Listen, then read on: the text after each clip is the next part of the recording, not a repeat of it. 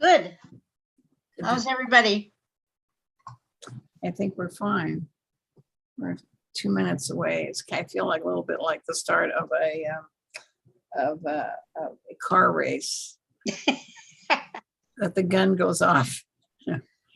I can relate to that. Yes.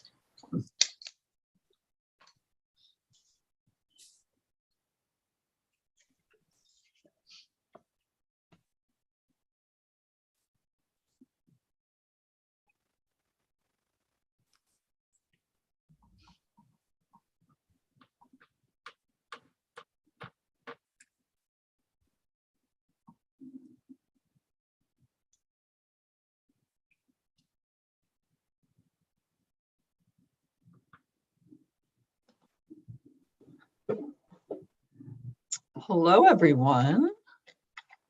I see Ms. Vo. I see Tara, Ashley. Sharna's in the building. Antoinette, birthday girl Andrews, is virtually present and accounted for. Raising the roof. Happy birthday to Antoinette. Peter is in the building. Excellent. Hello, Commissioner Taylor, Woods, Commissioner Hager. Hello, hello, there's Heather Lynn. We are getting close.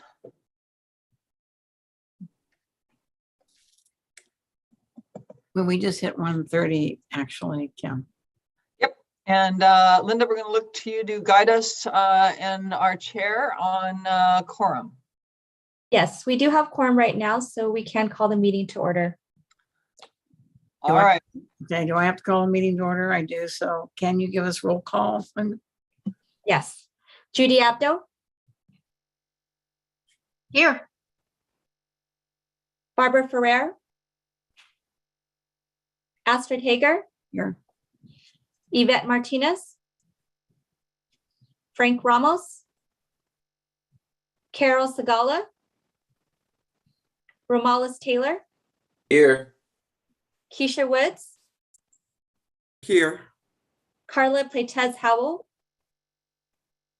Jacqueline McCroskey, Jonathan Sharon, and Deanne Tilton. Quorum is present. So it looks like we're moving on to item 2, which was the review of the program and planning committee transcript from January 27th. I'm sure we've all read that.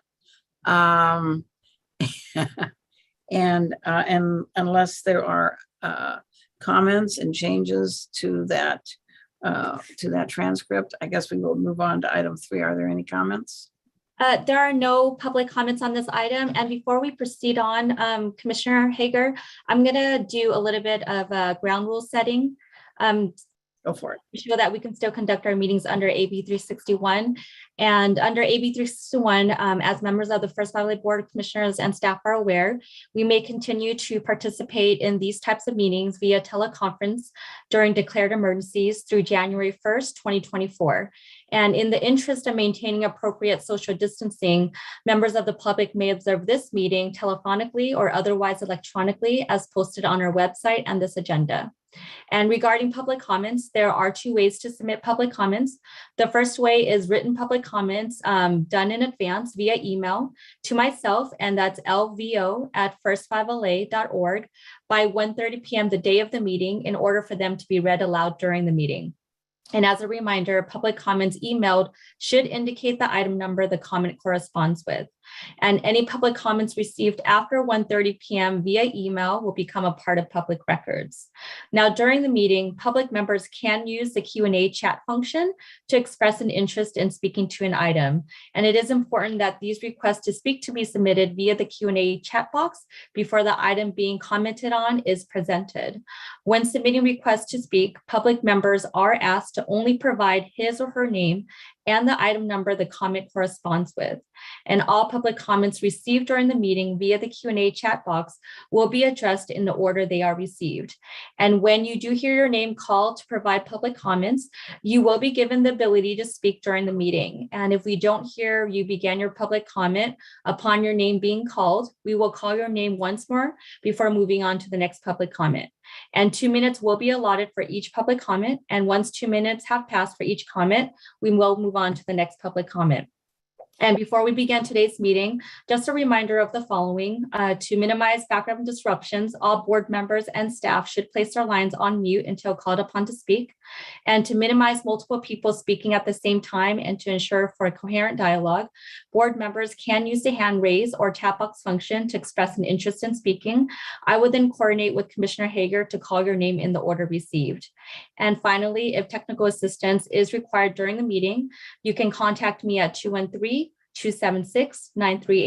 and I will connect you to IT. And with that, I'm going to hand this meeting back to our Program and Planning Committee Chair, Commissioner Astrid Hager. Thank you very much, Linda. There are a lot of rules. I guess when you work for the government, there always are. Anyway, I'll go back to item 2. If there are any comments on our transcript from the meeting in January, now would be the time to make those comments. I did read them. I don't see any commissioner hands up, and I'm also confirming on my end, we did not receive any public comments for this item. Okay. Item 3, the Early Childhood Policy and Advocacy Fund Advancing Integrated Advocacy Strategies. And it looks like we have reports from Andrew and from Jamie, right? Yes, thank you, Commissioner. That is right. And I think Sharna is going to be able to share her screen for us, and then we can get started.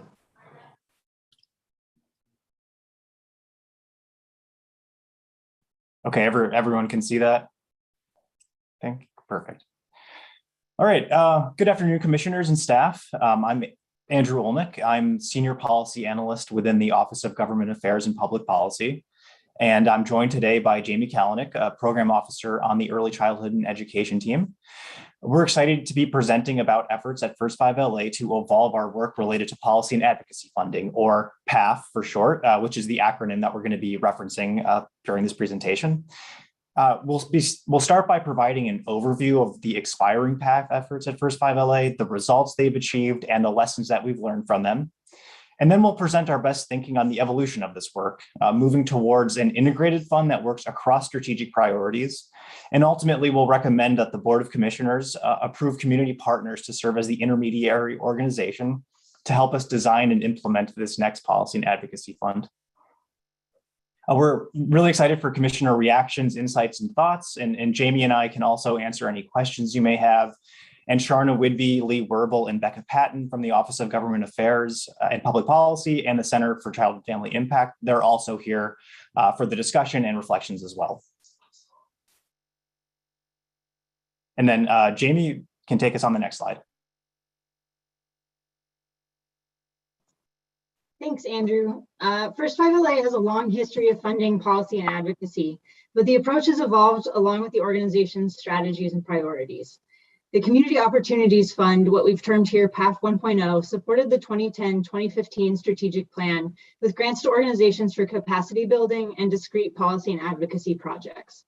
With the 2015 to 2020 strategic plans pivot to a policy and systems change approach, PATH evolved into separate funds focused less on specific projects and more on field building and general policy goals aligned with the strategic plan's outcome areas and First 5 LA's adopted policy agenda. This PATH 2.0 included the Early Care and Education PATH launched in 2017, the Built Environment PATH in 2019, and a smaller scale pilot Early Child Health PATH expansion launched in 2020. Each of these funds is ending this year, and while they have achieved a lot, we are looking to continue the evolution to a PATH 3.0 that will better support our 2020 to 2028 strategic plan with a focus on integration and supporting a whole child, whole family framework. But before we jump too far forward, we want to give some background about the PATHs and what we have learned that is informing how we grow into PATH 3.0. Next slide, please. At the beginning of the last strategic plan, one of the biggest pivots we made from direct services to systems change was in the early care and education outcome area. And so ECE PAF was the first to launch in 2017 with goals for both policy outcomes, such as increasing dedicated funding for ECE, as well as outcomes for the field, such as increasing collaboration among advocacy organizations. The fund is operated through an intermediary organization, community partners, and 3 types of grants were distributed. Partnership grants, which are large multi-year grants to a small number of anchor agencies, field building grants to strengthen the capacity of other organizations to participate in the ECE Coalition and other collaboratives, and incentivize non-traditional partners to join in ECE advocacy. And finally, rapid response grants that support one-time projects that address field-wide needs, such as research and communications. All grantees have been convened twice a year to support relationship building and to increase collaboration and alignment in the field, with our final convening taking place virtually earlier this month. Since 2017, advocates have secured $7.8 billion for the state's ECE system, including both one-time and ongoing funding. Grantees have been able to build awareness of ECE issues through visits with legislators, and almost 90% of grantees cite ECE PAF specifically as a factor increasing alignment in the ECE advocacy field.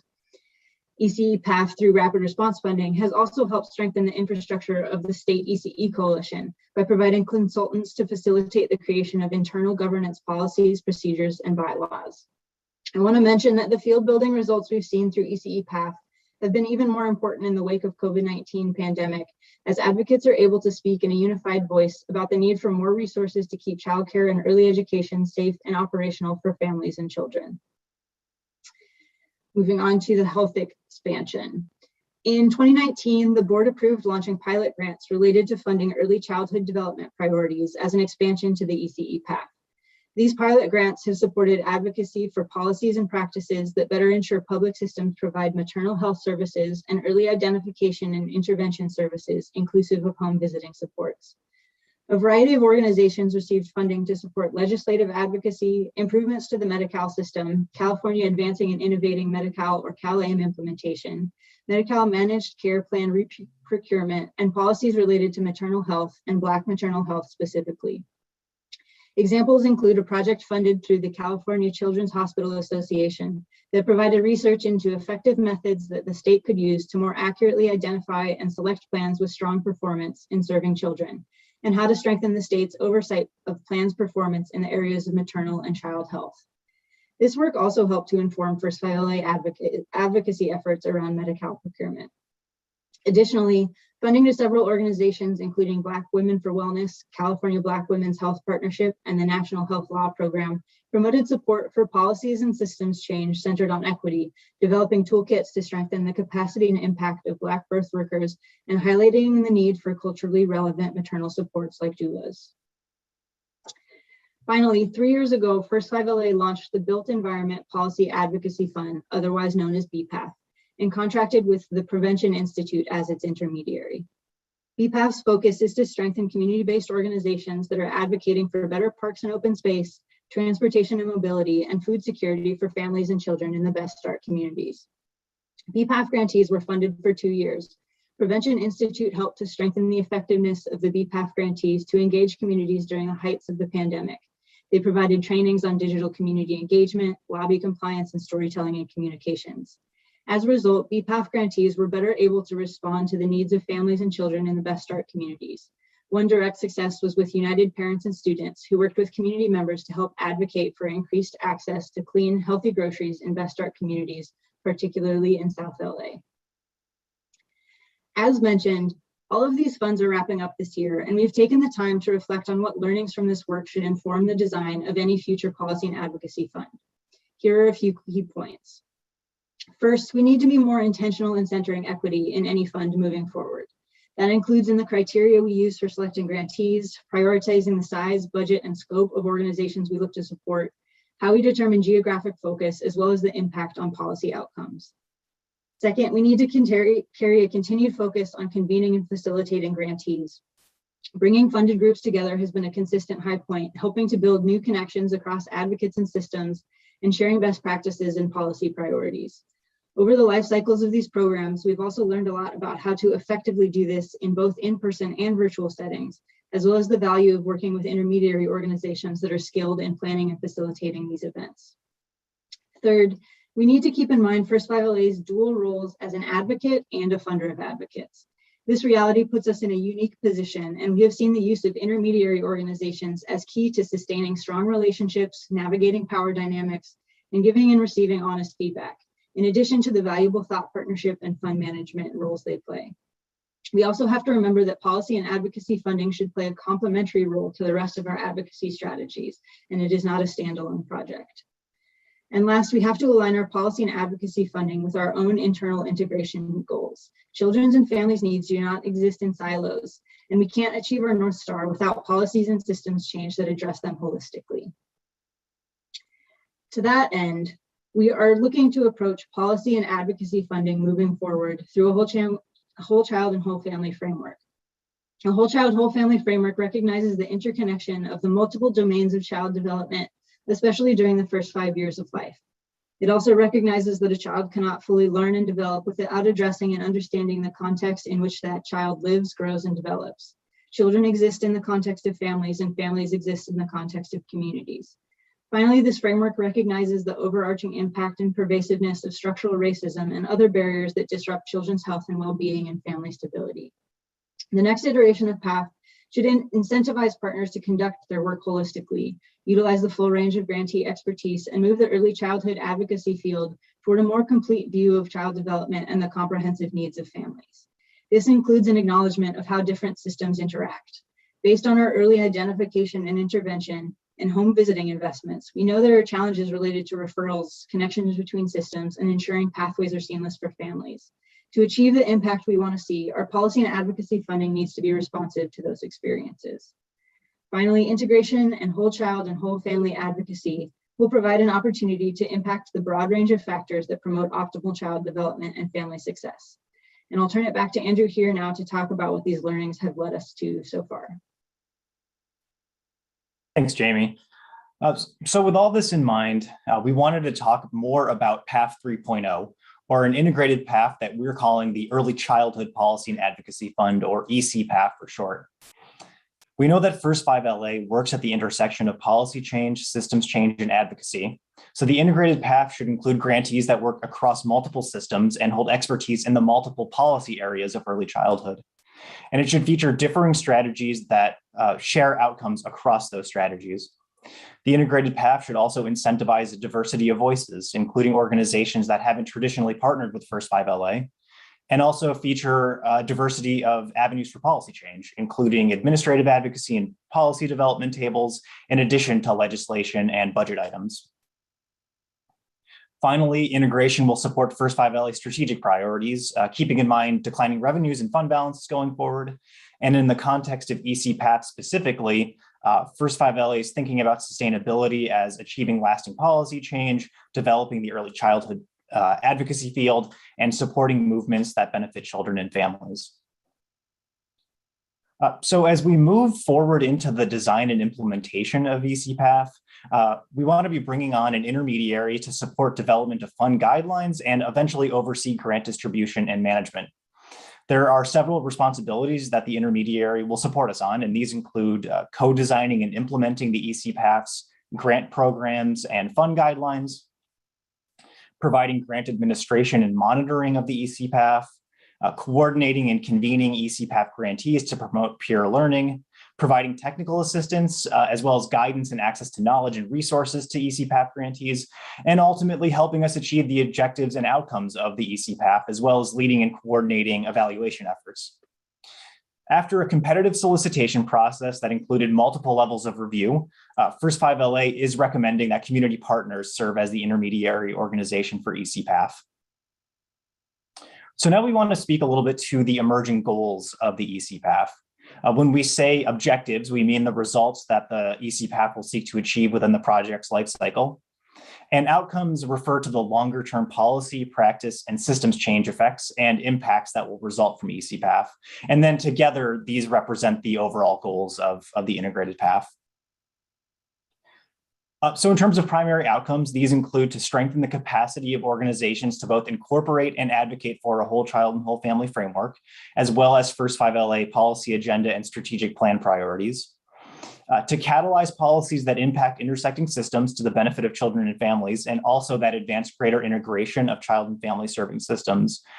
So here, thinking about how systems align and connect, especially as related to systems of early identification and intervention, early childhood education and home visiting, where those systems intersect and could work better together for families, so their families are better supported seamlessly, and communities have the local flexibility within systems to meet families where they are. And then the next objective is to close disparities and guide resources to communities that would most benefit. Ensure participation of a diversity of organizations, including those that represent community lived experience. And then finally, advance advocacy across multiple domains of policymaking, and that includes administrative, legislative, and budgetary vehicles. So then moving into the primary outcomes that we've laid out.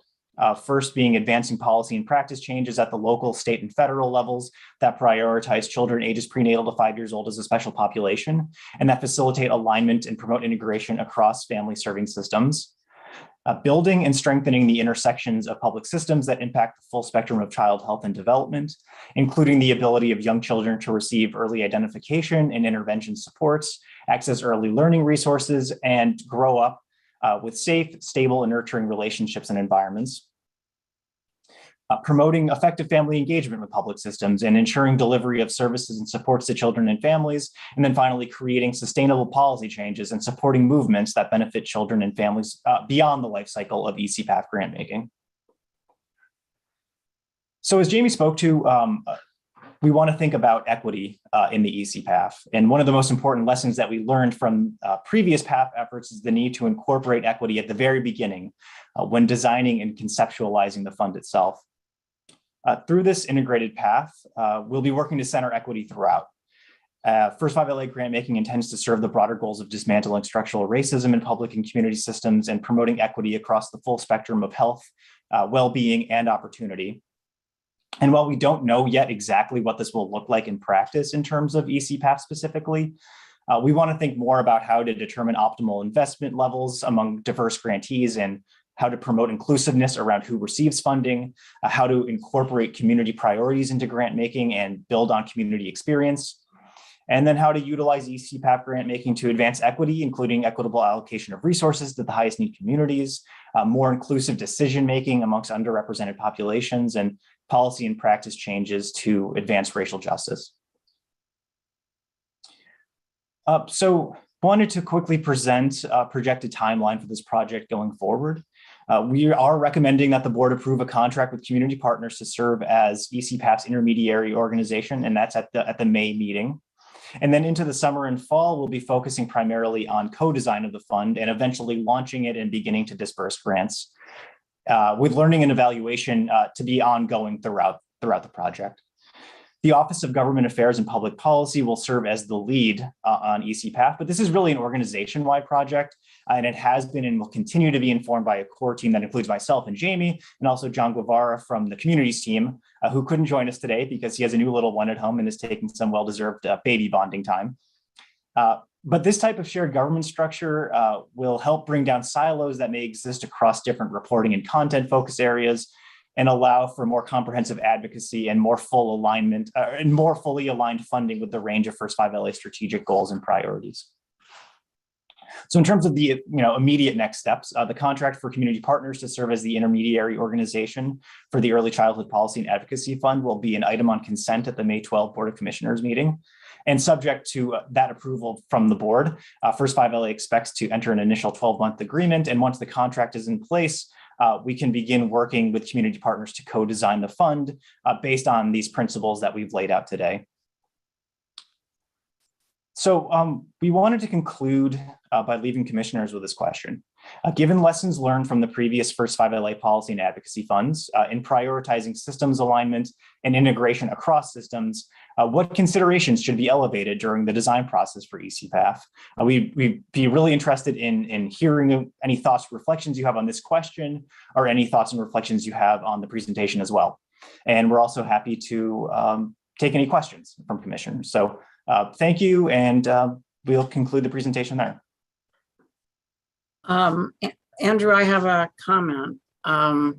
I'm usually the one that doesn't have those comments, but could you make it a little bit more personal in terms of giving me an example of how you're transitioning into including the children and the families? Like, what is it exactly? If I want to get money to implement this plan, and I'm going to go after writing a grant to you, let's just say that. What are the key factors in that grant? What are you looking for in terms of what change I can bring? What would be the key factors that you would see happening in that particular proposal? And how do I demonstrate equity in that proposal? So I can ask that question before Romales does. Yeah, no, that's a great question, Commissioner. I think, what we're trying to lay out here are sort of principles for the project. And in terms of the next phase in designing the fund, that's kind of where we can get into those details around, what grant levels might be available, what, ECE path we kind of spoke to has field building grants, rapid response, and the other paths have these kind of different categories of grant making.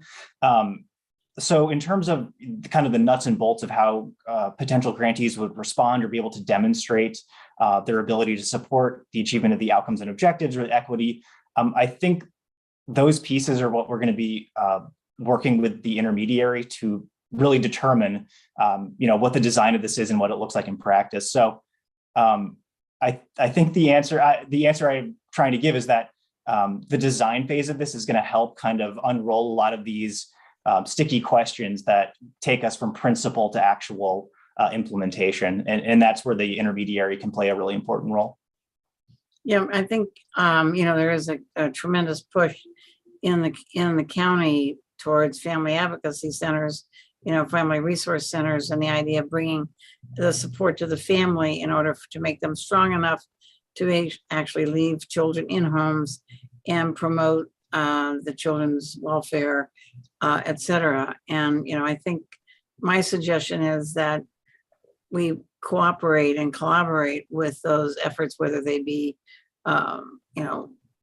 what we're doing with health or what we're doing with mental health or what's happening with whatever's going to happen at DCFS, and also with communities in terms of what they really need. But I'm anxious to see what Community Partners comes up with, but also our impact on emphasizing the strengthening the family in order for the kid to thrive. We've been talking about that for a long time. Be interesting to see where that goes. But I do want to make sure that they're looking at all the various disciplines that family has to rely on, including minimum income, access to community. So, nobody's isolated. The idea that loneliness breeds violence. I mean, all the things that I see in my practice, I think all of them need to be demonstrated in these proposals. And equity, in my mind, Romales, is not necessarily access to a center, but it's access to the best center. It's got to be something that's the highest quality. So those are some of the issues that I would hope that we would include in talking with community partners. Yeah, absolutely. I think in terms of all, you're speaking to all of the factors that affect, family strength and child development. And I think that's what the opportunity is here. It really is around integration, that we can, rather than kind of in a siloed approach through separate funds, looking at kind of individual factors, we can try to bring that all together in one place. And that's what I think the integration provides the opportunity to hopefully do. And I think, Andrew, I personally would like to see people with new ideas, because obviously there are a lot of things that we haven't done well. Equity being one, and dealing with the highest risk families living with poverty and isolation is another one. But that's just, my prejudice. And Commissioner Taylor has a comment. Yeah, I'm gonna lower my hand here right now. Okay. Thank you, Andrew, Jamie. First, I want to first give the props to Sharna and Becca and them for the team, for the leadership they've shown in using creative and innovative ways to approach this. I want to make sure that we're focusing on those that are unserved, underserved, and inappropriately served, and focus on cultural appropriateness of these services. Because what happens is the system has its own implicit bias, whether it doesn't apply to always to human beings as much as a systemic bias. And we have to make it easier for people to get the support and services they need. So in advocating, hopefully we'll advocate for that, to break down those systemic barriers that interfere. It's like when we get to the next topic, when we deal with Home Help Me Grow, it's always getting the person, you have said something is needed, but going to the next step to get the next system to actually engage and help them to get it and do it is always a breakdown, because there are systemic barriers that each of these systems create. So we want to make sure when we're advocating that we advocate for the breakdown of these barriers. You know what I'm saying? And I'd like to add too that I think they're in the timeline, under the project timeline. There's an error in the thing, and maybe we need to correct that. In the timeline for September through January, September 2022 and January 2022 doesn't make any sense. So maybe you want to change that to 2023. Yeah, thank you. Thank you. Yeah. But I just want to do that. But I wanted to give you guys a great appreciation.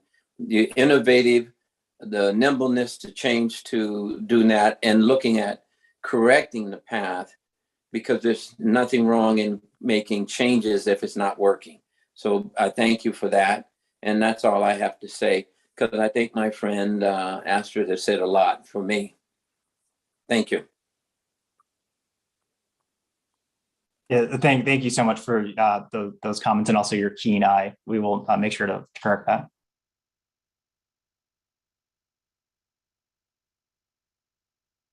If there aren't any other comments, I think we can move on to item 4. Correct? Correct. Which is to establish a strategic partnership with San Gabriel Pomona Regional Center for the Help Me Grow project. And I think Tara and Zuli, and I just want you to know, Zuli, I'm hoping that's a legal word, because that's a great word for Wordlo, but I'm not Wordly. I'm not assuming some of you are playing that, but I'm looking for 5-letter words that are unique, and Zuli is certainly one. So I'll turn it over to you. And before you begin, Tara and team, confirming that there are no public comments on item 3 for the record. Great. Thank you, Linda. Hello. Good afternoon, commissioners. So today we are bringing, and I'll kind of do my intro as my colleague Ellen Paddock brings up the PowerPoint. We are bringing 2 strategic partnerships for review to the board, and we're going to get into the details of that shortly. We also wanted to provide a brief overview and update on our early identification and intervention efforts, given it's been over a year since we presented more comprehensively on this work. Moving to the next slide. So our work targeting early identification and intervention, I'm going to refer to that as EII for the remainder of the presentation, is captured here in this visual on the left. As you can see, multiple efforts are underway focused on strengthening EII with heavy emphasis on the healthcare delivery system. Our overarching objective that encompasses these efforts includes advocating for policy change and transforming practices, targeting public systems, healthcare delivery, as I just mentioned, being the big one. But at the end of the day, this work is looking to advance our result area number 2 of our strategic plan, which is children receive early developmental services and supports. Next slide. Our largest systems change effort focused on strengthening EII is Help Me Grow LA. It is a national model we have embraced and adapted here for LA County. Important guiding principles of Help Me Grow are noted here and really serve as the justification for why we chose this model for our EII work. First is its promotion of local cross-sector collaboration, including health, early learning, K-12 education, mental health, child welfare, developmental disabilities, to name the primary ones. Also, Help Me Grow emphasizes leveraging existing resources and systems. And then finally, it is highly responsive to the unique conditions in LA. Early years were focused on planning and strategy development, building the infrastructure and system partner engagement. We are now moving into year 5. We are in partnership with LA County Department of Public Health to implement Help Me Grow LA, which is supported through a 5-year strategic partnership, which is the timeline you can see noted there. Next slide. So Help Me Grow LA has 4 core components. You can see them in the visual: centralized access point, starting there on the left with the purple, family and community engagement, child health provider outreach, and data collection and analysis. Majority of our efforts land within these components, although some projects, as you would expect, like communications, are overarching. We've provided a quick definition of each component here on the slide. Important to note is that they are all interconnected, reinforcing or influencing each other. And I'm going to provide a specific example of that in the next slide.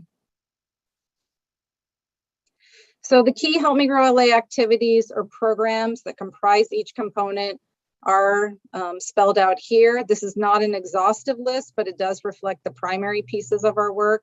Staying with my comment from the previous slide of the interconnectedness, a few examples of that include work happening within family and community engagement, that's that orange circle, and how the expertise and lived experience of parents that are leading our advisory council has provided important input to influence the build out of the centralized access point, which is that purple section. So parents and their experience specifically helped inform workflows that are part of the centralized access point, the scripts, including what questions to ask, how to ask callers or visitors to the website who are seeking information or support. So just to give a brief example of how one component of the work is influencing and shaping another. Going to the next slide. So now that you have a better sense of the entirety of the work or the various key projects, we wanted to also speak to implementation. As I mentioned, we're stepping into year 5 launch as we launched this in 2017. We have experienced delays, complex contract negotiation, partner capacity. As I mentioned, LA County Department of Public Health is our co-lead on this. Capacity due to COVID, as it significantly influenced their staffing and capacity to move the work forward, and a limited RFP response, which I highlighted at a previous PPC meeting, and Zuli's going to get into a little bit later in her part. Many of these delays, though, have now been addressed, and 22-23 does represent a really big year for Help Me Grow. We're going to be fully operational here in this next month, and we expect that to be the case throughout 22-23. Working through many of these delays, but sustainability is staying center in our mind. So it has been a focus throughout the planning process. It has been integrated into some Help Me Grow LA components, whether likely through the design of that piece of work, such as focusing on one-time, short-term, whether that be 3 to 4 years, that will seed the work through infrastructure enhancements, focusing on practice change or technology improvements, meaning they're less reliant on our funds over the long term. Areas of the work that support staffing, such as the centralized access point, sustainability is much more challenging. And so that has been elevated as a high priority over the next year and going forward. And so we're continuing to work with LA County Department of Public Health to think about how can we best sustain this work beyond First 5 LA funds. And finally, important to acknowledge is the context in which we do this work is shifting. Recent changes noted here include state budget payments through Prop 56, which provides funding to health plans, providers, clinics for completing developmental screening. Additionally, Medi-Cal reform, which Andrew and Jamie also referenced in the previous presentation around reprocurement, are putting far greater emphasis and responsibilities on healthcare managed care plans to meet certain quality requirements, and we're looking at how those align with our EII work. And so really looking to see how these shifts can further inform sustainability opportunities for Help Me Grow LA. Transitioning now to focus the remainder of the presentation on our Help Me Grow LA Pathways investment and the strategic partnerships that are in front of you for review. I'm going to pass it over to my colleague, Zuli Hadagi, to take it from here. Thank you, Tara. And firstly, I would be honored if my name shows up on a Wordle. Not sure about the likelihood of that. We'll see. Oh, apologies. I don't know why my window is not showing up. So good afternoon, commissioners.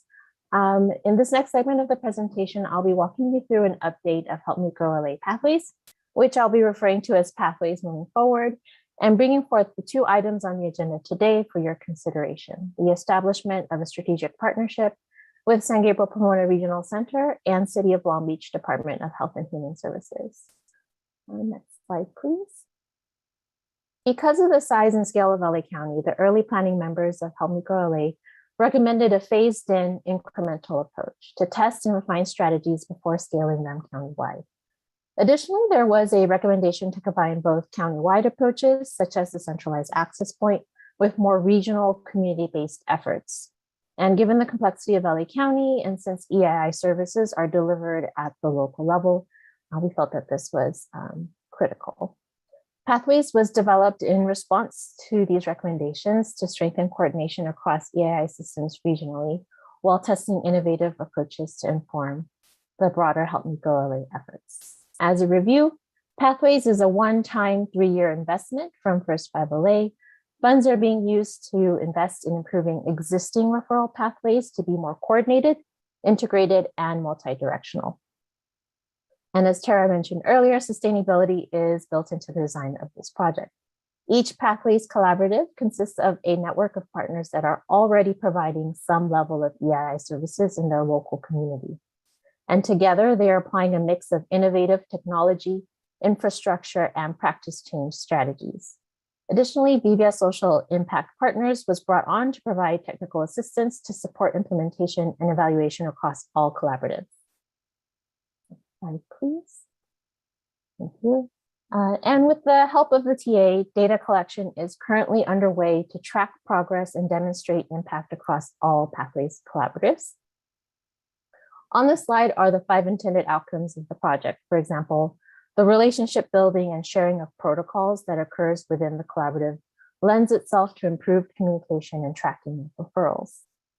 And all of these outcomes are advancing the result area number 2, that children receive early developmental services and supports. As shown on this map, the Pathways community collaboratives overlap with LA County's 7 regional center boundaries to ensure countywide reach. And therefore, we have 7 Pathways communities. We recognize the important role that regional centers play in delivering the Early Start program to infants and toddlers with or at risk of delays. And in fact, many of our collaboratives include regional center involvement. So the work began in October 2020 with 5 communities, which we are calling Wave 1. Please note that at the end of this slide deck, we included an appendix with examples of approaches that were adopted by Wave 1 partners for those that are interested in further details.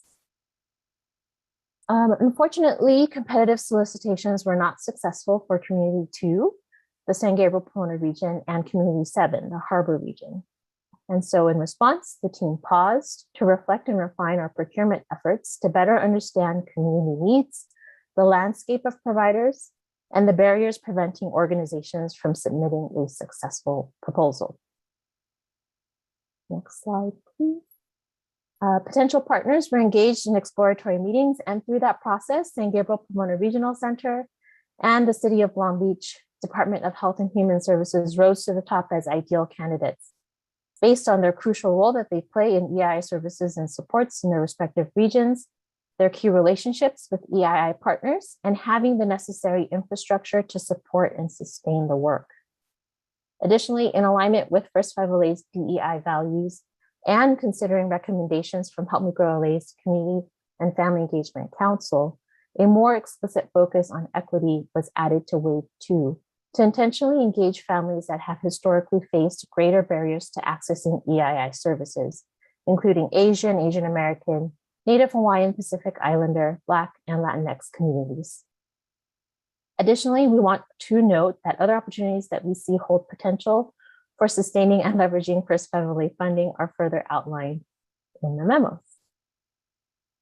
And so for next steps, we're currently here for info and we'll be returning next month to the Commission for action to seek approval of the 2 strategic partnerships.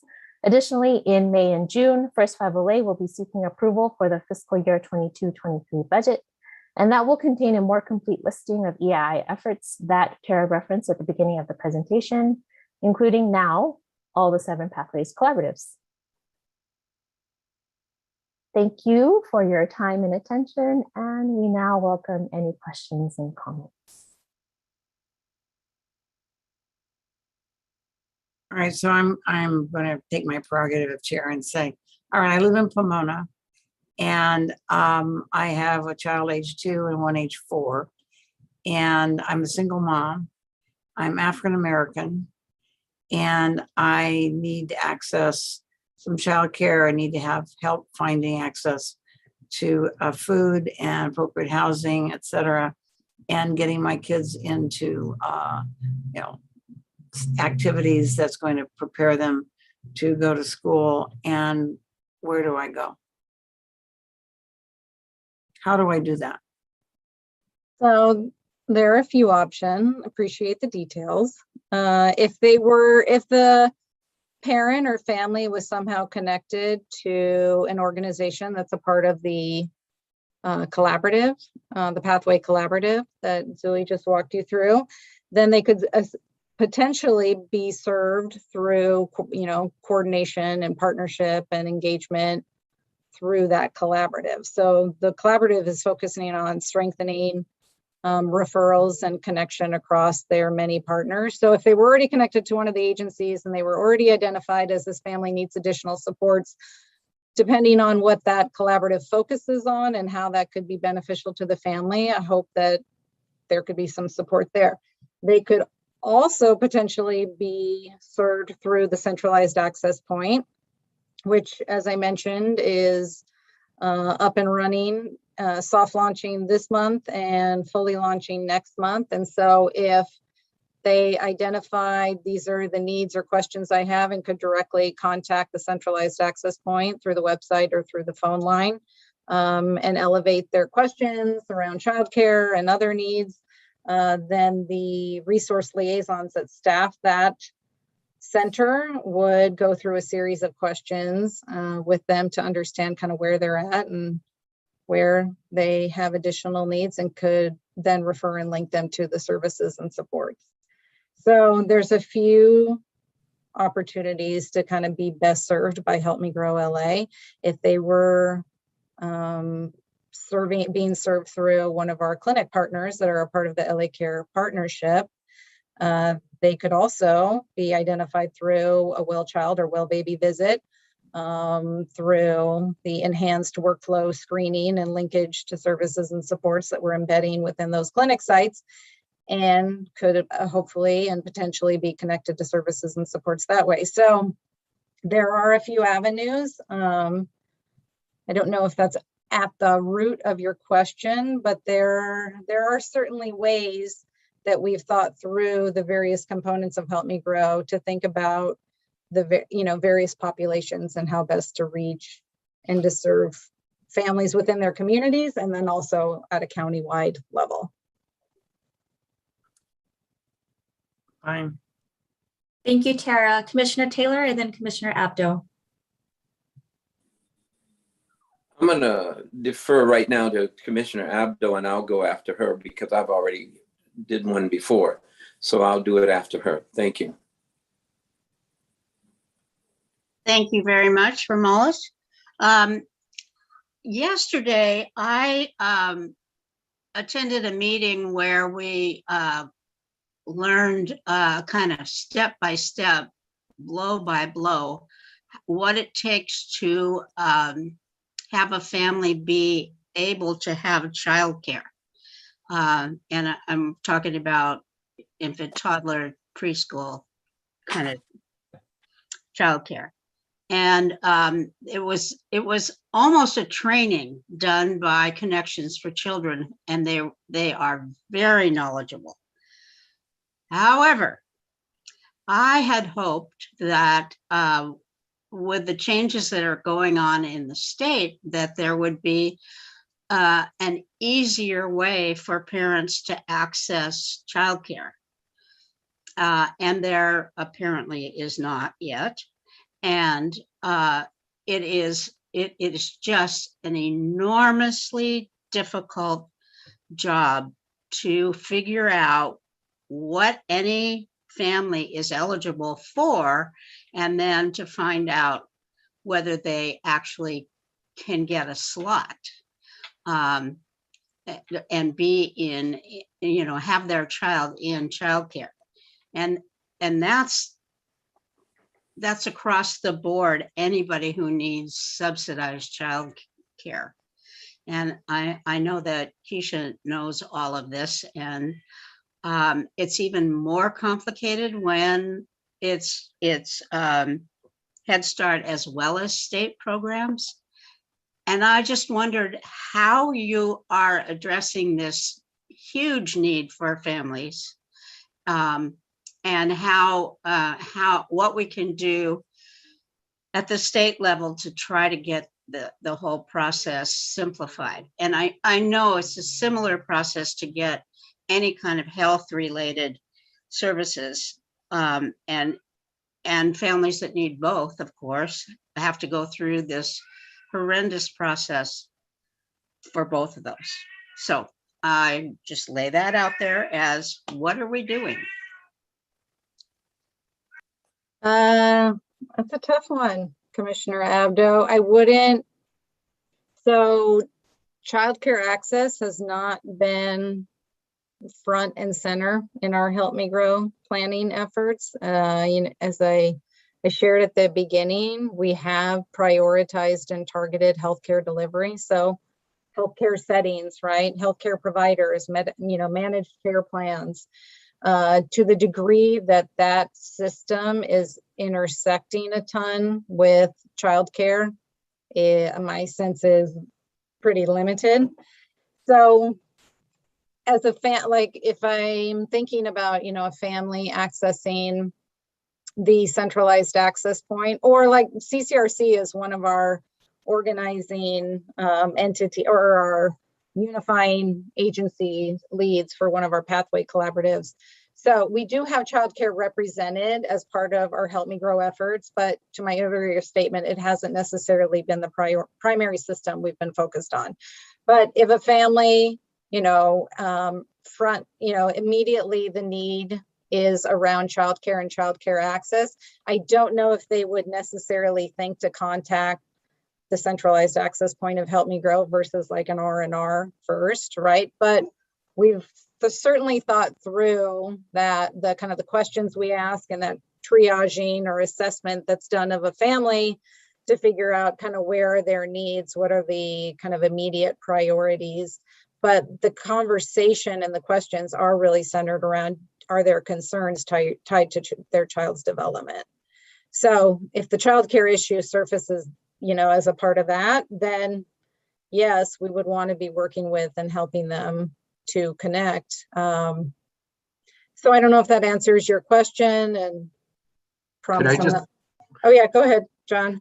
Could I just add on that? Because I think you're right. As Tara is stating, the presentation was on the developmental delays, but I think the work to be done with the county as the centralized access point gets launched and beyond the soft launch, which is occurring right now, how do we better connect those resources to things like the county's effort to do more information, resource, and referral? And the whole network of the solicitation that Los Angeles County has done for IR&R services. So this would be an example, it doesn't address your need immediately, but the thinking is that we should be more doing more to connect these different systems to which families are going for information and referral, so that it is in many ways more seamless than it currently is. And that's part of the work to be done with the centralized access point, the connection to these IR&R systems as well. Thank you. That helps. And I just think we should do whatever we can to make it easier for families to access whatever it is that they need from all of these systems and not to have to go through them individually, each system. That it's just, it's beyond belief how complicated it is. Thank you. Commissioner Taylor? Yeah, mine moved, but I'm going to focus on mental health, but I wanted to throw things out here. The systemic problem with childcare starts in with the way the state and the feds require things to be done through legislation and the barriers that they create for this. So that's the thing that has to be advocated for at the state level, and to change the practice so it's not as hard to do. And the instructions they give to these local agencies, the state and the feds create these barriers, and local operations have to implement them. So it's going to be something that we have to do at the state level and advocate with the state and feds to do it. IR&R is a standalone kind of thing, and that's going to be that's a whole nother bag of tricks. So you have to not confuse everyone with everything that we're doing, but try to tread that. But I'm going to go back to thank Tara and the group, because I'm about Home Help Me Grow. And yes, you got to fix the health system, but part of the health system and everything is the mental health integration is has been and is very difficult to navigate through these systems. So part of that is doing that. And then we have AB 2402, which is about providing mental health for children 0 to 5. So we're going to want to talk about and make sure that when that is done, that those systems in what you're doing and at first assessing and finding out if there's issues, that those children can get it without having to navigate all these barriers that these different systems do. Also, when you do have mental health, sometimes the bureaucracy requires these organizations to put up money in front and pay for it, but then get paid some months or maybe even years later, because the bureaucracy has all these processes it makes you jump through. So we have to make sure that those agencies are being reimbursed, but also that we expand mental health services, because we already know that the system is already challenged. So if we want them to be able to help children 0 to 5, we've got to talk about them opening up and focusing on that population and getting vendors, whether they be nonprofit organizations or the department, to be able to specifically gear up and address that issue. Because right now we know that's a challenge for the department, and because of everybody doing it and because of COVID. So we got to talk about working with our collaborative partner to deal with that issue. I want to also say and ask a question about, you talk about the premature aspect of this. Hold on, let me find it. Okay. Here it is. Okay. And then second to the last page, you talk about community outreach premature pilot. I want to know if this is going to be applicable to the various communities of color, because, if you're going to outreach to certain communities, if they're going to trust you, they got to see who you are and where you're coming from. And we got to make sure that it's culturally appropriate. Otherwise, they're not going to even trust you. You talk about the API group, you talk about the Black group, you talk about African group. All of these people are different, and you got to make sure that you don't get lost in it. Yeah, they're doing great things for the Latino community, but you got to make sure that that approach is appropriate to these different communities. And I'm only pointing a few out. There's others out there that you have to outreach to as well. So we want to make sure that that approach is culturally appropriate and not just focused on one. So I'm saying, is it going to be that way or not? Commissioner Tara? Taylor, that's an, oh, Go ahead. You got Yeah, it. Go ahead. Julie will probably have the specifics, so I'll hand it no to her. worries. I can chime in. Thank you. That's an excellent question and comment and consideration. certainly we want to recognize that the promotora model was came from the Latino community and proven to be quite successful in reaching out to community based on trusting relationships, having folks of the community speak to and outreach to folks of the community as well. And so there are aspects of the models that we hope that could translate to other communities, but certainly would take into mind that it would need to be carefully adapted. And so that's what we will be working closely with our partners and partner agencies to ensure. Yeah, you know, we're already doing things with doula. And so why aren't we looking at how to enhance that, the footprint of that model, to have doulas do certain things and outreach and things. And I'm not taking away from their success, but that approach is good. But we need to make sure that the appropriate people are doing the outreach to these different communities. The other thing is we need to make sure that the First 5 LA strategic goals are included in the SPAR 3 kind of approach, as well as the data gathering process is there. I really like the fact that we have stepped back, saw that what wasn't working, and then took different approaches to make sure that community 2 and I think it's 7 is actually being served, and adapting to that to meet the community where they are and what they need, and adjusting our requirements rather than they have to meet our requirements. We're adjusting to the community so they can do the work. That's excellent stuff. So I just wanted to commend you on that as well. But keep in mind the mental health issue is a big one, and we're advocating for $250 million at the state level for mental health for these children. You know what I mean? So that should be incorporated in this process so that not only they're getting the behavioral kind of things, but the mental health approach has to be included in there and tied into that. So we need to be advocating at the state level that it ties to your model. Okay? This is done. Thank you, Commissioner. I don't know enough about AB 2402, but I will definitely be having conversations with Sharna and Andrew to dig into that. But I think probably the strand of work that most closely connects with strengthening mental health services and supports for young children is going to be our dyadic care support TA efforts, which is one of the circles or flower petals on that first slide.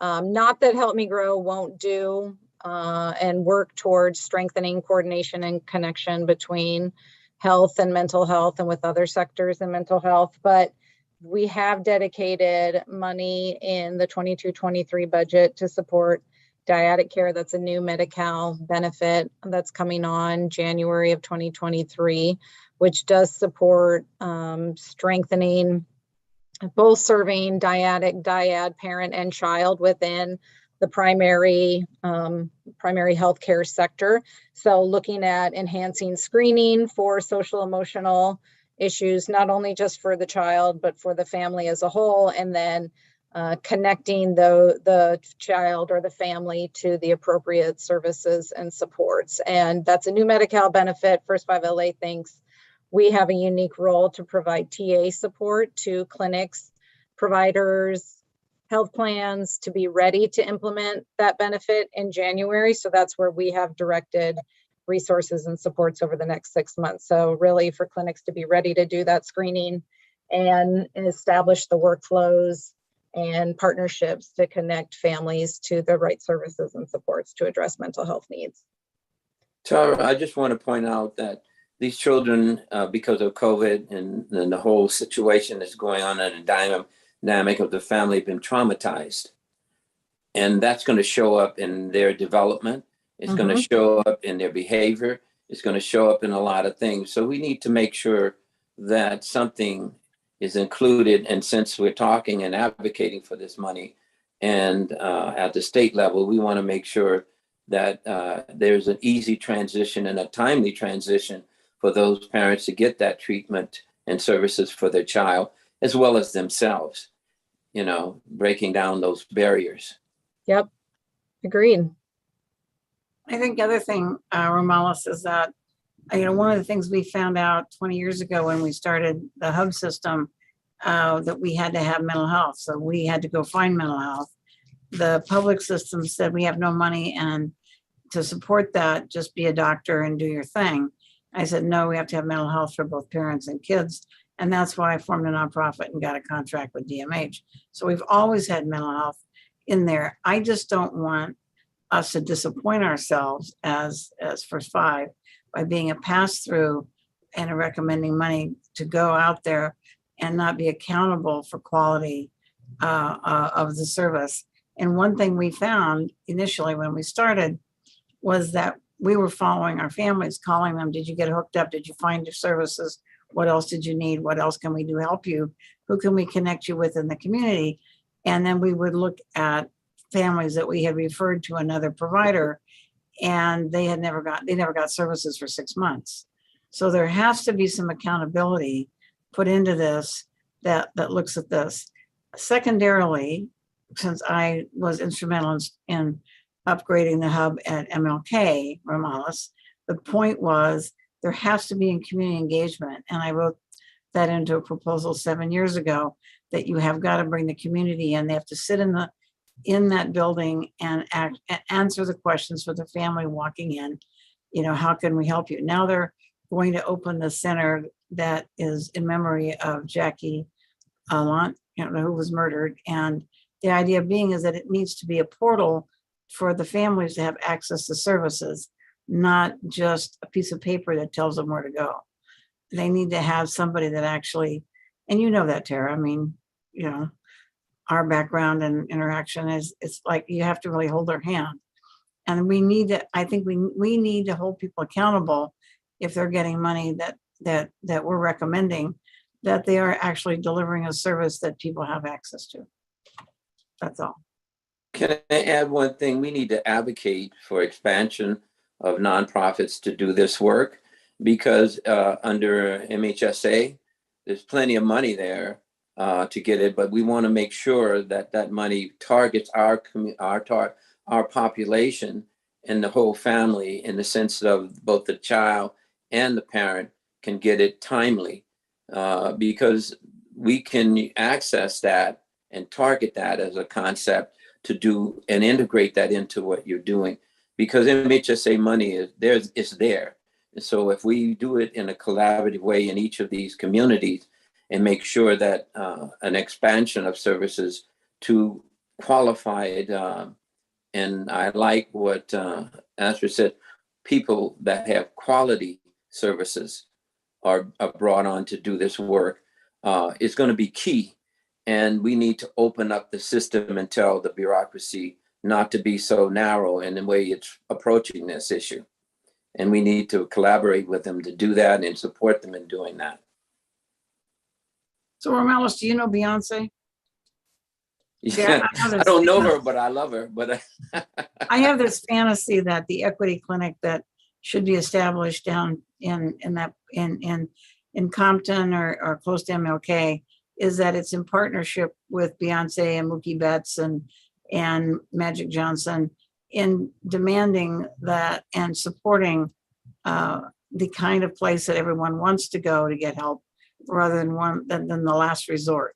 In other words, it's upfront. And I think, so I refer to that when I talk to people as my Beyonce clinic. I keep hoping that somebody will know Beyonce and tell her that I keep dropping her name. Maybe she'll give me a call. I'm not holding my breath though. But I mean, the idea is that it needs to be something that is so good that everybody wants to be there. It's like we say, we're going to go to the Mayo Clinic, or I'm going to go get my heart surgery at Cleveland Clinic, or whatever.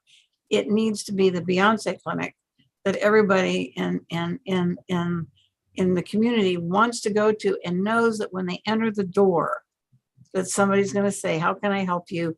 I'll hold your hand and get you there. And that's what's going to make a difference in the community, not a piece of paper. And right now, in most of the clinics, are getting a piece of paper. Well, this is what I like about what Tara and the group are doing with Help Me Grow.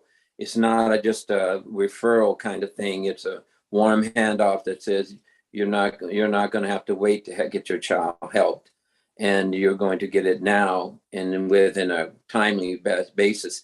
And I love that, and I think that's what's the barrier for a lot of these underserved cultural communities are experiencing.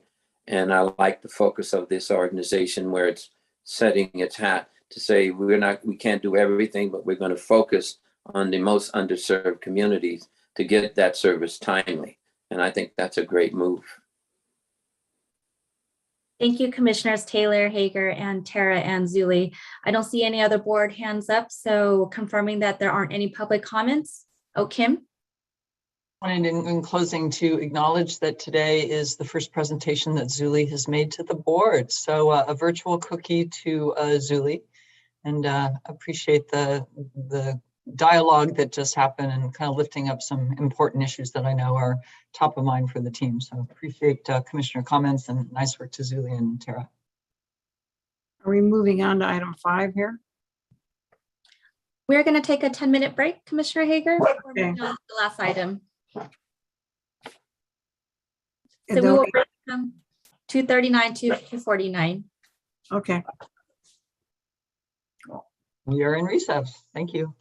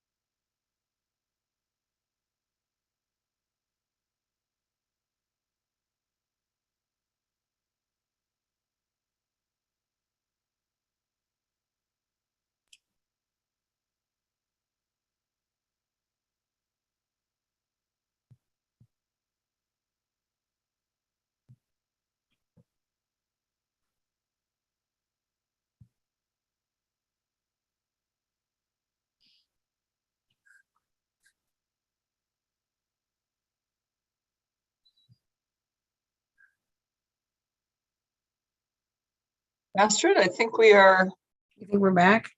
well, I think we're back enough. It's a little hard to tell not being on camera, but I see Deanne, I see Commissioner Abdo. Hello, Deanne. Hello, Judy.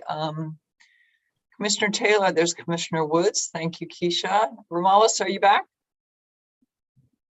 Yes, I'm back. All right.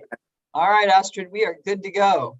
All right, so we're gonna move on to the review, I believe, on diversity, equity, inclusion, correct? Yes. Okay. So we can ask Antoinette and Ashley, the two As.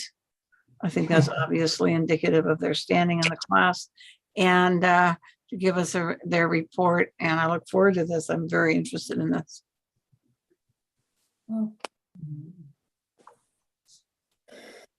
All right, can everyone see my screen? Yes. Okay. So good afternoon, commissioners, colleagues, and members of the public. Today, my colleague Ashley Griffith and I will review some of the preliminary data from the board's DEI survey. Before we dive in, I'm going to share a few remarks to help orient today's conversation. So over the last year and a half, First 5 LA has been immersed in an intentional organization-wide effort to assess our behaviors, our norms, practices, and to develop recommendations to live our diversity, equity, and inclusion value more fully. Throughout our DEI journey, board members have been important champions and thought partners in this work, providing strategic direction as well as insights and reflections based on your lived and professional experiences. The board plays a critical role in articulating First 5 LA's DEI commitments and holding itself and staff accountable to them. Now, as staff continues to self-reflect, consider relevant data, and explore recommendations, the board has a similar opportunity for self-reflection based on data and to explore board-specific recommendations. Board and staff recommendations combined will represent what First 5 LA is doing at all levels of the organization to communicate a clear stance on DEI and live what we say. In fact, having a clear stance and living what we say are two things we heard very clearly from the board in March of 2021. With this in mind, staff administered a board survey earlier this month, and we appreciate the board's time and attention to the survey. So today we're going to share highlights from survey data and some initial observations, provide opportunities for additional input and reflections, provide brief progress update, and review next steps. Ashley will start us off by providing an overview of the survey and sharing demographic information. Thank you, Antoinette. And as Antoinette shared, I am Ashley Griffith, the Senior Strategist for DEI. And so as we continue to progress in our DEI efforts, I will be working with each level of stakeholders to ensure the effectiveness of DEI at First 5 LA, while also ensuring that our learning is ongoing and impactful. So the purpose of this survey was to get commissioners accustomed to the DEI process of testing our knowledge and learning, while also developing a shared understanding of concepts, and also to begin taking account of how these concepts are important to our own work and our interactions with each other, as well as the communities we serve. Our goal is for all stakeholders to incorporate these conceptual values into every fiber of the work that we do. Next slide. So the survey was sent to 12 individuals, including commissioners and alternates. We were able to secure 11 respondents within the 6-day time frame that we gave participants to complete the survey. We received a 12th response after the allotted time, and we will make sure to update future information for board activities regarding the survey. With a healthy number of respondents, we were able to secure robust data that provided us with the feedback needed to tell a full story about the foundational understanding of concepts, where commissioners felt we stood regarding our current DEI efforts, and what commissioners thought about the future for training topics. We begin the survey asking commissioners to share insight into how they identified. As seen on this slide, the respondents represented a variety of races and ethnicities. A small percentage identifying as Black or Hispanic Latino, and a substantial number of the respondents identifying as white. Regarding age, we saw a large number of respondents identified as over 65, with a few in the 45 to 54 age range and 55 to 64 age range. On this slide, we saw a large representation of participants that identify as female, with a small percentage identifying as male. And finally, we see a little variety in how respondents identified about regarding their sexual orientation, with several identifying as straight, heterosexual, and a small percentage identifying as lesbian or gay. Providing descriptive demographics is very beneficial, as it improves the analysis of data and helps us tell a rich story detailing who is responding, what is being shared, and how experiences vary based on identity and background. Also, allowing respondents the opportunity to provide descriptive details on their identities offered us the chance to capture the nuanced ways in which individuals present while honoring their experiences. There was variance in how respondents defined foundational DEI concepts, and these concepts were diversity, equity, inclusion, belonging, justice, and anti-racism, and we asked respondents to define those in their own words. Of these concepts, commissioners greatly agreed that anti-racism, justice, and equity were of the highest priority and importance to helping them fulfill their governance roles. Although understanding of these terms is still being developed, there was consensus from respondents that the incorporation of these conceptual values into our work is important and will aid commissioners again in fulfilling their role. We asked questions about board knowledge, culture, and relationships, and as you'll see here, there were varying perspectives. Finally, while we will not go in depth about the future of our training and learning topics just yet, we did want to bring attention to the learning opportunities that commissioners expressed interest in. Staff will use this information about topics of interest and training experiences to plan for future board learning opportunities. And so now at this time, I'll turn it back over to Antoinette to provide more insight into how commissioners define concepts in their current understanding. Thank you, Ashley. Commissioners, before we do a deeper dive into the data, I'd like to make a few framing remarks. So first, I'd like to thank Neshka Rigabreska, for the public record. I practiced your last name multiple times. So sorry I did not pronounce that well. But Neshka is a dear colleague from our Office of Data for Action, and she did the charts and analysis of the quantitative data. So just want to appreciate her for helping us to prepare this presentation.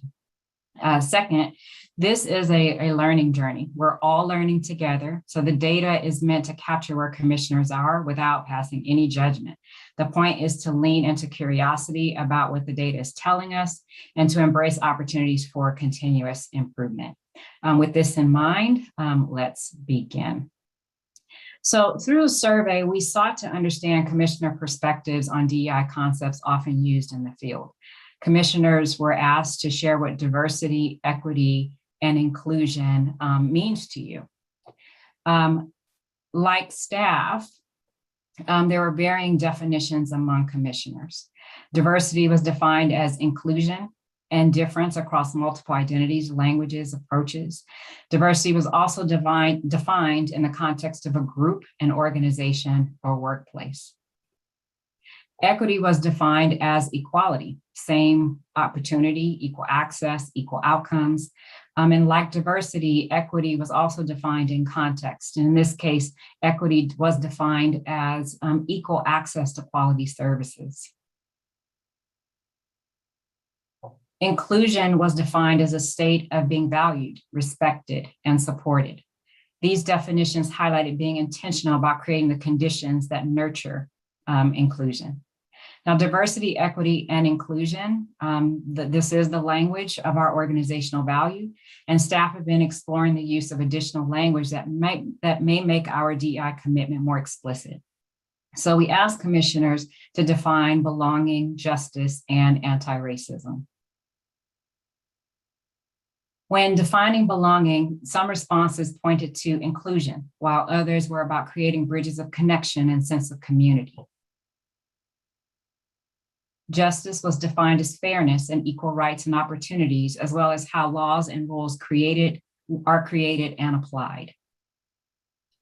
Anti-racism was defined in action-oriented ways, opposing bias, working to make sure that quality of life is not depending on racial identity, and the responsibility of leaders and organizations to work consistently and fervently against racism. Overall, the commissioners who responded to the survey agreed or strongly agreed that all of these concepts are important for commissioners to fulfill their governance role, with particularly strong agreement for concepts of anti-racism, justice, and equity. Belonging, inclusion, and diversity were still viewed as important, but has slightly fewer commissioners indicating strong agreement. Whereas in terms of the importance to First 5LA in fulfilling its role as an agent of systems change, all of the concepts were seen as equally important. There was a lot more diversity in terms of experiences and reflections on where the board is today. So there appears to be room to grow in terms of our board getting to know each other, with 36% of respondents disagreeing that board members know each other's stories and what brought them to this work. Equally telling is that this was the only item where no one strongly agreed. There's a lot of diversity in experience in terms of board culture, in terms of a board culture that supports open, robust discussions and ensures all voices are heard. 18% of respondents disagreed that this was the case, while another 18% strongly agreed that there was such a board culture.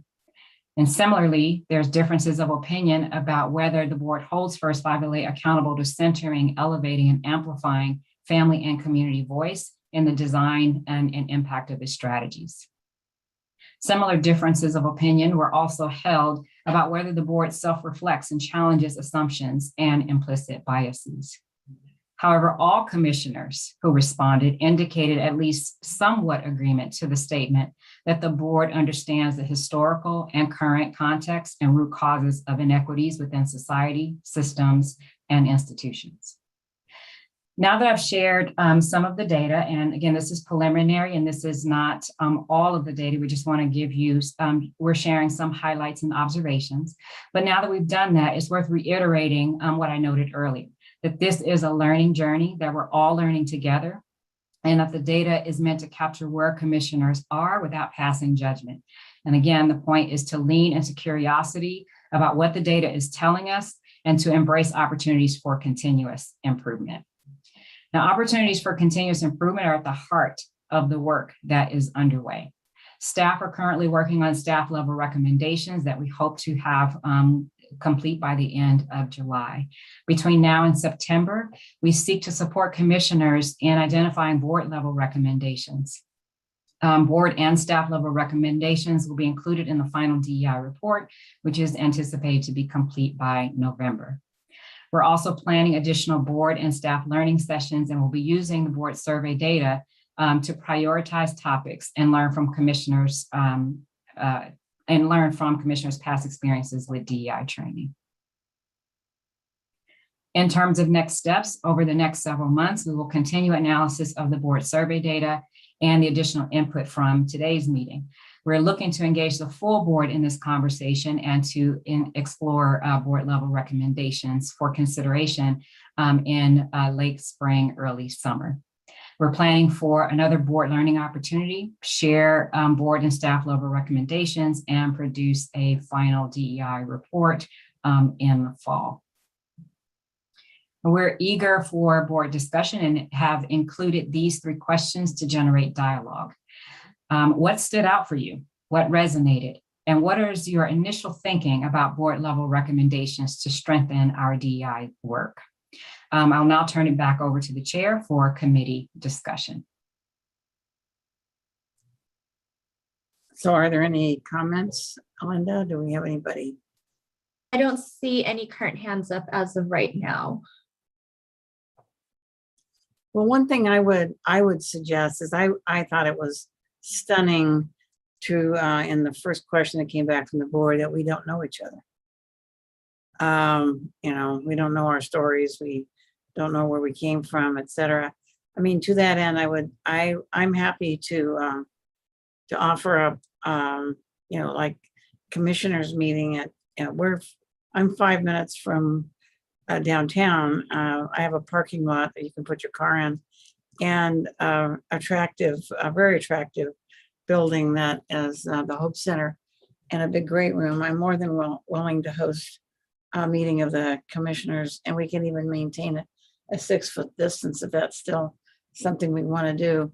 Anytime, all I need to do is have a go ahead from First Five. But I think it would be great. I'd love to know more about Romulus. I don't know you very well, just know you here, and I mean, some of you I know better than others.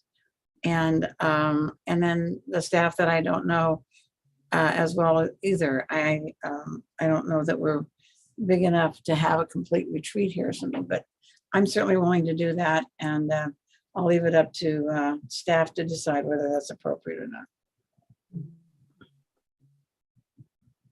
Thank you.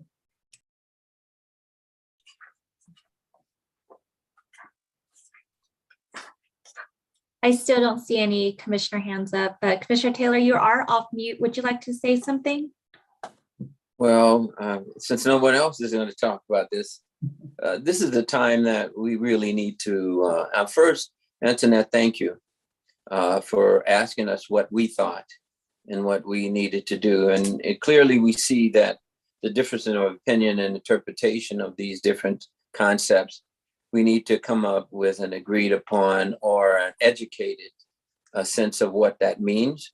And that may mean that we as commissioners need some training so we're all on the same page. That's one of the things. I already co-signed whatever Astrid already said about how much we don't know about each other and how much we know about what it is and isn't done. But I think, you know, I think we need to get some agreement on what that is so that we can actually be supportive of what the staff and Kim and everyone is trying to do under DEI, and so that we're all speaking the same terms and concepts in the same way, but also that we understand deeply how this resonates within communities. I think I like that the fact that we need to get down and know each other so you understand where we come from, each of us, and what we're looking at and how much we support each other's beliefs and systems, even though we're coming at it from different approaches. I think the survey showed that we actually have some consensus of what we believe, but also we have a lot of disconnect in how we know each other and what we know about these things.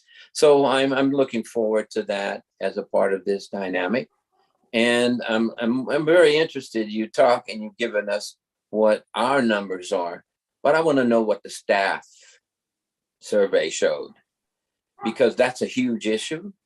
And the reason it's an issue is if the staff is as broken up as we are, then they need a lot of help too. And saying I want to support them to get whatever it is, so that when you talk about integration of approach, that we're all on the same page, including the staff, and that they understand what implicit bias means and how it's approached from different communities' perspective. Because sometimes we don't even see our own bias. And let me tell you, we all have biases, all of us, and it affects how we interact, and it affects how we talk to one another, and it affects of how we do things. So we need to know more about that and know what they know and support you and Kim getting whatever the staff needs to bring them up to par. So now we're all on the same page. We're all saying the same thing, and we're all trying to achieve the same goal. I've liked a lot of what and what I'm seeing in the write-ups now, that highlighting these things and elevating it. I thank the staff for that, doing that, and how they're trying to approach it. But I want to know that we're all on the same page. I'll yield back the floor to popcorn this to Judith. Judy? It's you, thing. Thanks. Astrid, thank you for inviting us to your place. I'm not ready to meet in person yet. And I wonder if there is a way to have a meeting. We have a Brown Act issue wherever or however we meet, and we need to be very careful about that. So, but perhaps we could meet virtually and each one of us kind of say where we're coming from, as you know, what our backgrounds are and what we do or have done. And that way, at least we would know what we wanted to share or what each of us wanted to share with each other. So that's what I have to say. I'm just not ready to have in-person meetings yet. Thanks for just the call out for the board and group largely on Brown Act, and the larger point of Astrid's helpful suggestion and comment about what really resonated. I'm hearing that resonating with other commissioners as well. And what I would suggest is this is something we should take back, as well as other comments and suggestions you all have relative to the survey findings, and let us come back with some ideas about where there are opportunities. But we would need to pursue those opportunities in a way that's aligned with our Brown Act requirements, and we've got flexibility within those guardrails. So, but the larger point is we're hearing is that the board's resonating with the finding about the importance of you all getting to know each other better. And Astrid, I see Deanne's hand is up. Hi, I apologize for being late coming in and the barking dog. I really appreciate this discussion, and I wanted to share with the commission that we are co-sponsoring a summit a week from today on diversity and how it impacts children in the foster care system. I think everybody knows that diversity and overrepresentation are major issues in the child welfare system and in the foster care system. So this is an all-day summit, and it's in partnership with Fork in the Road. We are presenting Supervisor Sheila Kuehl with a Children's Diversity Champion Award for her work on behalf of LGBTQ plus women and men, and especially children. I wanted to say that I have an African-American godson who I thought was just doing so well, and he was. And then one day when he called to say that he had been stopped by law enforcement and his backpack thrown to the ground and examined while he was trying to get to work. And this is a very young child, Romalis, you have met him. And he had not up to that point really thought of himself as someone who wasn't equally respected and safe. So I did put out a message to all of the followers of my newsletter that we should examine our own personal level of discrimination that we don't always think about or acknowledge, but it's very damaging to each of us personally in this world. And I hope, I know some of you very, very well, and I am so proud of what I know about you. I'm not sure that we all always feel safe ourselves pursuing our concerns because it isn't always well accepted. So I want to say on behalf of all the children in the, not just the foster care system, but children who come to the attention of the child protection system, that we will be making a huge stride once we really learn and understand this, this systematic racism that we're dealing with, because it's not going to go well for our society at large if we don't do something about the fact that we have this very, very major overrepresentation of children of color and LGBTQ children in our child welfare system, and all systems that may adversely affect their outcome as parents and members of our community. That was a long-winded response. I guess I'm making up for being late coming in, but really appreciate this discussion. And I would like for us all to get together in Astrid's beautiful office, but maybe we can do a Zoom, some sort of a Zoom information sharing gathering. I'd be all for that. So thank you, guys. We can also do hybrid and set up a big screen and do Zoom for some and in person for others. I'll leave that up to the rules and regulations sent down by the state of California, because I'm an innocent when it comes to that. But in Deanne, you're absolutely correct. And one of the reasons we opened an LGBTQ clinic for foster kids was because I sat in the lobby here and watched the kids come in and watched the kids that were failing, or foster care was failing them. And so many of them were Black and so many of them were LGBTQ. And so we started a clinic, and you know, it's very successful, but it was only because you couldn't stand it anymore. Thank you, commissioners. This is, we recognize this is a committee meeting. We do want to take the conversation to the full board as well. One of the things that I just wanted to respond to was Commissioner Taylor, when you were asking about staff and getting a sense of where they are. There are a variety of definitions and understandings and experiences similar to the board. We did share some data with the board back in March of 2021, which I know was a year ago. So we're working on, bringing all, looking at the data and starting to prepare a report. And in that report, we'll include recommendations. So that's why we haven't released a report yet, because we're still working on the information to be included in it. Yeah, and one other thing is, like the board did the targeted universalism training back in, I believe it was February, staff also went through a targeted universalism training. So we're looking at both staff and board in terms of providing various learning opportunities. I want to thank you, Antoinette, and also Ashley for this amazing presentation. And as the blondest person on the screen, I think I beat you out now, Deanne, because I'm turning white.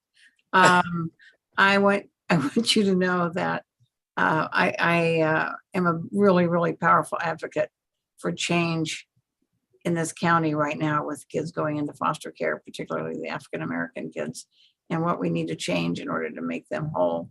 And I'm really glad to hear that we're having this conversation within First Five. I think it's long overdue, and I really want to commend that. So I do apologize to foster kids for being the whitest person in LA, but I try to explain to them that my soul is Black, and they can identify with that. But I really do believe that we have to belly up to the bar and show leadership in this regard, and I'm glad to hear that we're doing that. So are there any other comments, or are we can we move towards adjournment?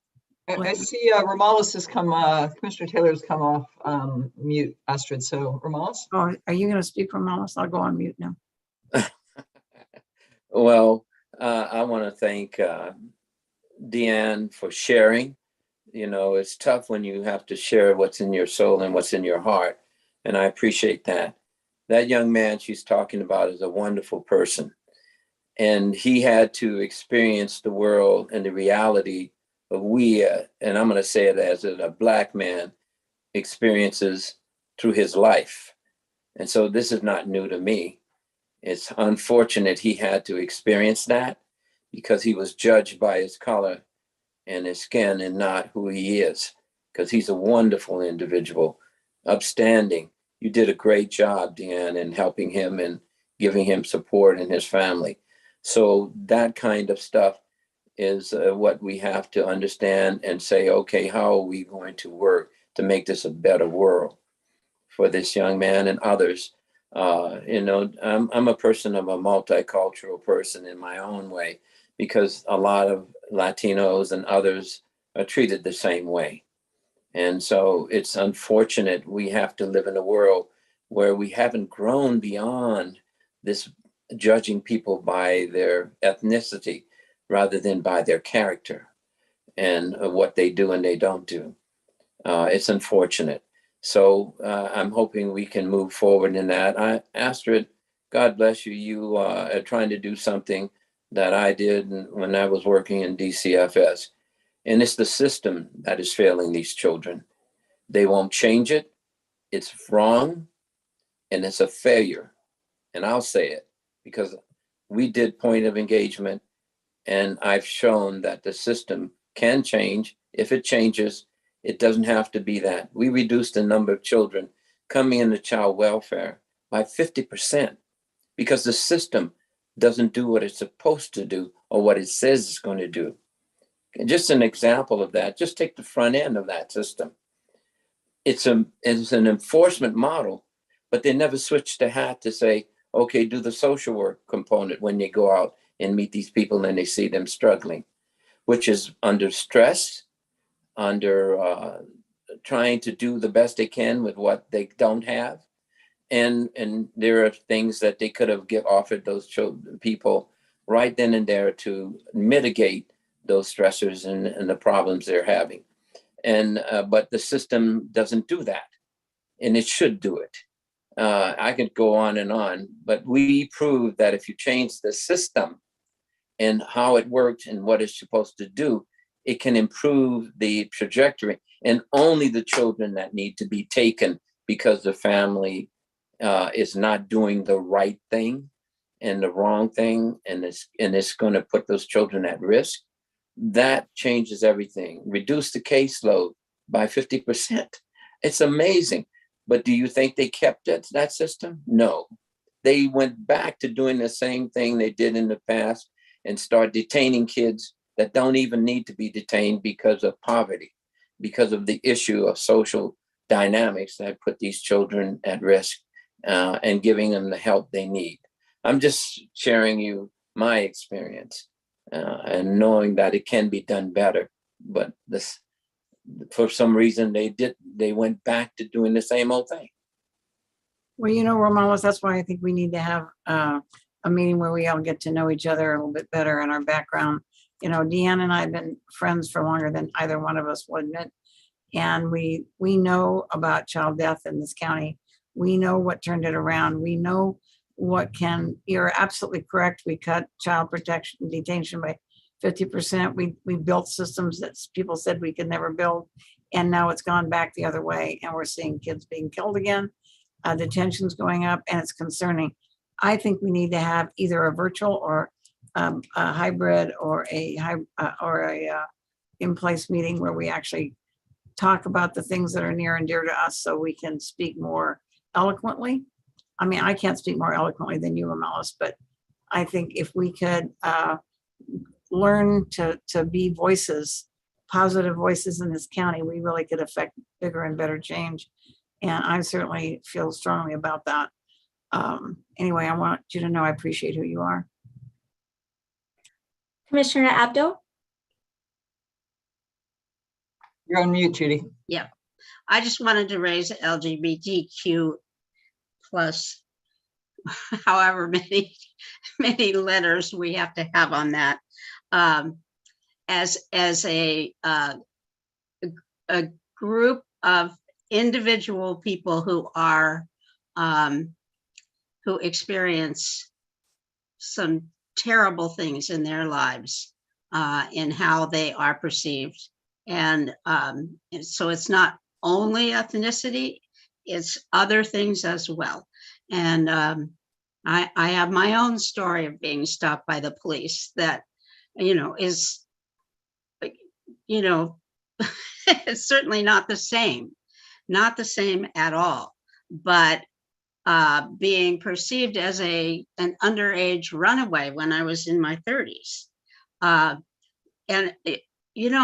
it's just this weird thing of being classified as a group, as part of a group, and you're not part of that group. So I do understand, though it certainly wasn't in the scary kind of way that we heard today. Do we have any more comments before we, I think, adjourn? I just Confirming, want to say, I still totally agree with Judy. That's another major issue, even in the child welfare system. These children that have this bias against them because of who they think they are and should be, is not respected and then treated bad. The system isn't failing them too. So I want to second that one. Are there any public comments, Linda? there are no public comments for this item, and confirming that there are also no general public comments. And before we actually adjourn, I wanted to hand this over to Commissioner Woods. She does have an announcement to share with commissioners and staff. Good afternoon, everyone. It's good to see you. And I do welcome having an opportunity to share our own personal experiences with board members. I learned so much from you, but getting to know you on another level is always a good thing. I just wanted to announce, after many years of work, the Office of Head Start has finally agreed to make children or families that are receiving SNAP as a public assistance benefit, make those families automatically eligible to be enrolled in Head Start. That is a huge, huge difference for the number of families. Prior to this, they would only allow us to count those that had cash aid. And so I'm very, very pleased to announce that and be able to allow services for more families that really are experiencing poverty. Thank you. Thank you, Keisha. Are we? I've been trying to search for the thumbs up button throughout this board meeting. I just want to state for the record that I can't find one, so I'm just raising my hand as a props for that, Keisha. There you go. Thank you for sharing and for your leadership. Well, I want to thank everyone, and if there are no other points of business or comments, then I guess we can move towards adjournment. Deanne, I do want to talk to you if you give me a call. And I thank everyone. And Judy, I really want you to understand that there's two things that happened in my program because of LGBTQ kids. One was opening a clinic for them with everything you could possibly imagine, putting mental health and everything and powerful advocacy for them. And then naming the building that last one I renovated on the campus, the Hope Center, because one of the LGBTQ kids sat next to me and said, "Would you please give me hope?" And I think that that's what we're about, is we want to give those kids hope. So to that end, I will go for adjournment, and I'll look forward to seeing all of you. When's our next general meeting? Another week, 2 weeks, 3 weeks, May? May. Okay, all right. Thank you very much. And thanks to everyone on the staff. I can't tell you how much I am in awe of all of you. And I thank you for all your hard work. Thank you, Astrid. Thank you, commissioners.